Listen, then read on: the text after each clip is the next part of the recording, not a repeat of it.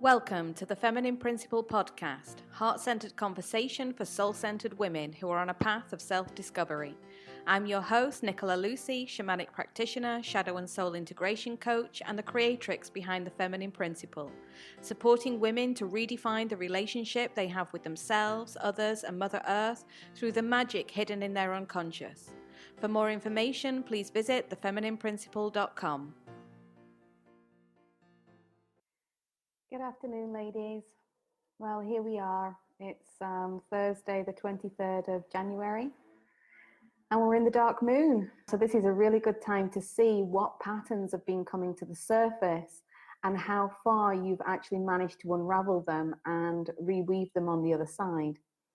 And so this, if you work within the lunar cycle, the new moon is where we start to bring to the light from our unconscious and what needs to come to the surface. And then by the full moon, it's all highlighted.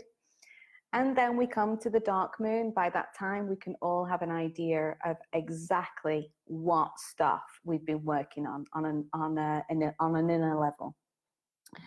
And so this is also an ending of a cycle. So we've just moved from Capricorn into Aquarius.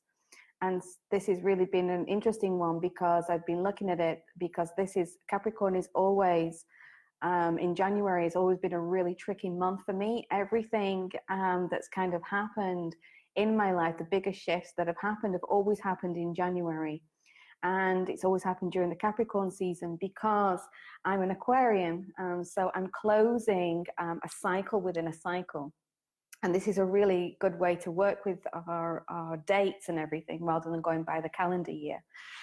So, I start a new solar cycle when I reach my birthday in the middle of February, which then progresses into the next year. And so this is really closing just the lunar cycle, but also closing a cycle within a cycle. And then also, we've been in an eclipse season. So tomorrow we're going to see the last of the eclipse. And so this has been a real moment which has really shaken us all to pieces. It's everything that needs to come to the surface, to be seen, to be heard, to be felt. These are all aspects of self which have been just hidden from us, hidden from our consciousness. And so working with the triggers, working with the moon cycles, being more self-aware about how we are interacting and engaging in our day-to-day life can really help us to expand and see things in a very, very different way. And so one of the things which has been coming up, and especially after we did the Persephone interview last week with Jessica, was, this archetype of the victim and how we get lost in relationship, over and over and over again. And so what has been highlighted for me in particular in this month has been my fractured relationship with the feminine. Now, this has been a pattern which, it started from birth. And so for those of you who know my story, if you don't, you can go and read my story on the website. But basically, my fractured relationship with the feminine has been a dominant pattern. But also what I understood in these past few days by really going into this on a really deep level was understanding that this fractured relationship with the feminine was so needed. It was necessary for me to have this fractured relationship because it helped me to go deeper and deeper and deeper into the dark side of the feminine. And I had to go on that journey. And so therefore I was manifesting completely fractured, the feminine in fractured relationships over and over and over again, because every time I manifested this wounded feminine, then I would get my deepest lessons from it. Even if it pulled me apart and it ripped me to pieces, it was really necessary. And so what this has shown me in this cycle within the cycle, and as I'm closing it now, is that it was so necessary because the work that I'm here to do, which is, shadow and soul integration, this is what I do, and I do it for women, is that if I didn't have that life experience and I didn't, manifest this over and over again, then I would never have been able to go as deep as I've needed to go, because the feminine has been deeply wounded. And so understanding and having that intricate knowledge of how the shadow side, the hidden side, the dark side of the feminine really works, I've needed all of those lessons. That's been my training, so yes, I've got my degree in psychology and women's studies, and I'm a shamanic practitioner. However, these are life experiences that have really helped me to understand the depth of the shadow of woman. And because if I didn't have that knowledge, then how can I help women and support women in really getting to the truth of who they are, holding that space for them to see their own darkness, their own shadows. It's not me healing them, and it's not me showing them. It's me simply being able to hold the space for them to go all that bit deeper and to resolve that internal conflict that's coming to the surface. And so this is how we learn, from our shadow side and our pain and our suffering, and from our victim, because this is all the unraveling, but at the same time, it all is also going to reweave us back into our own power, our own strength, our own gifts, our own talents, and all that wisdom that we've carried down through the generations in order to be able to birth in this lifetime. Because we all have, if you're all here and you're all doing this inner work and you're all on a path of self-discovery, then obviously you will feel that vibration going on, that we all have a responsibility to really wake up and step into our power now. And because now it's about healing the masculine. And so it's really interesting how all that has kind of manifested for me over these past few weeks. And obviously, it's been no coincidence that we've done the Persephone interview. And so if you haven't watched it, please go and watch it. It was a really interesting conversation with Jessica Dornborg. And it really lots of key takeaways in there.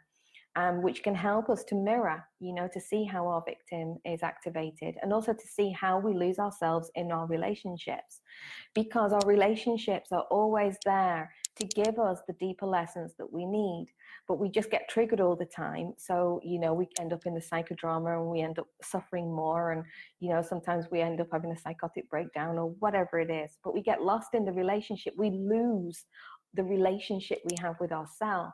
So when we find out who we are to be in that relationship, I think that is where our power really steps in, finding out and owning our sovereignty while being in relationship and not losing that connection to self. And so this has also been a really interesting kind of discovery over these past few days, because also, we lose a lot of people lose ourselves in relationships with men, for example. I've had it in a different sphere, so I lose myself in relationships with women. But when we step into the sacred feminine and the sacred masculine, the sacred masculine, from what I've learned, being in a relationship for 22 years, is that the masculine is there really to hold us and to help us become who we are, our sovereign queen, and has patience and love and trust in that process. And so when we're able to enter into that sacred communion with another, by each respecting the other space, but also understanding what we are there to reflect back to each other. And sometimes that reflection is, full of love and light and pleasure, but other times it's full of pain and suffering and heartache. But that's balance. If we just had a relationship which was full of all that love and that light and everything else, then we wouldn't really learn the lessons that we came here to learn. And so we manifest our relationships as that direct mirror to show us something deeper about ourselves. And so not getting lost in the relationship, but meeting that relationship halfway, meeting it face to face, and really working with those triggers and bringing more self-awareness into the relationship while standing in our power, but also recognizing that if we're able to open our hearts and have conscious communication with each other, and sometimes that means stepping into our vulnerability to have heart-centered communication. But if we're not able to step into that vulnerability with another person, whether that is family or friends or a partner or somebody, if we're not able to step into that vulnerable space and really face the issues and the challenges that are coming to the surface for us as an individual or as part of the relationship, then obviously we're not going to help the relationship to evolve into wherever it needs to go. And this is not just for partners, husbands, wives, etc., but it's also with our family relationships. It's also with our friends. So this has been a really empowering time, full of insight and wisdom and knowledge. So I now know that this fractured relationship with the feminine being necessary, now that I've really brought it into my awareness, I now know that come the new moon tomorrow and also my next solar cycle, that this is really coming into what is going to be my internal strategy for 2020. So in the triggers workshop, we talked about the internal strategy for 2020. And, because we can do everything on the outside, our work and everything else, but also it's about going on an inner journey. So I know now that 2020 is about really coming into alignment with the feminine, in the sense that being more receptive, being more in that space in my own power without losing myself in the relationship. And what I've experienced also in these past few weeks is having that pure alignment. And it's been absolutely, really quite profound to experience it constantly, because I've experienced it many, many times over these past few years. But being able to hold that energy consistently for a period of time is actually quite challenging. I've not been able to do it before. But in this past month, that has really started to come through.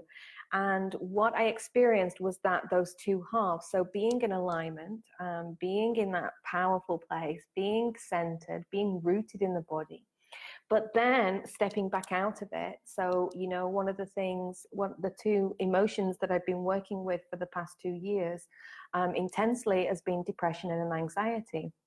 Now, these are coming from my masculine side, so I know I'm 2 years into this work now. So I kind of know what those are about. But being able to step into one energy and then falling back into the other energy, those low vibrational energies of depression and anxiety, I was able to see where they needed to come back into balance. And so it was about working between those two aspects of self and finding the road through the middle, because that is where the internal conflict comes in. And when we're able to hone in on that internal conflict, that is really when we can start shifting major patterns on a major scale very, very quickly. But it's getting to that little alleyway in between the two and being able to experience that as the whole. And so this is it. This is the journey. This is the story. So tomorrow we've got the new moon. I'm ready to begin, unearthing another pattern and finding out what is coming to the surface and diving back in. And this is how it goes, but it gives us a container and a structure to work within, because inner work is powerful. It can really we don't want it to re-traumatize us, but at the same time we want to enter into a partnership with it. We want to enter into a relationship with it. And so the more that we can redefine the relationship with our inner work and those energies which are coming to the surface, and able to consciously communicate with them from a place of vulnerability and trust, and sit with it all and feel it all instead of suppressing it or running away from it or ignoring it, then we really can start moving through things individually and collectively quicker. And this is what it's all about. Thank you for tuning in to the Feminine Principle podcast. If you have enjoyed listening and received value from this episode, then please consider supporting the work to create a circle of reciprocal generosity. The link is below, with love and gratitude.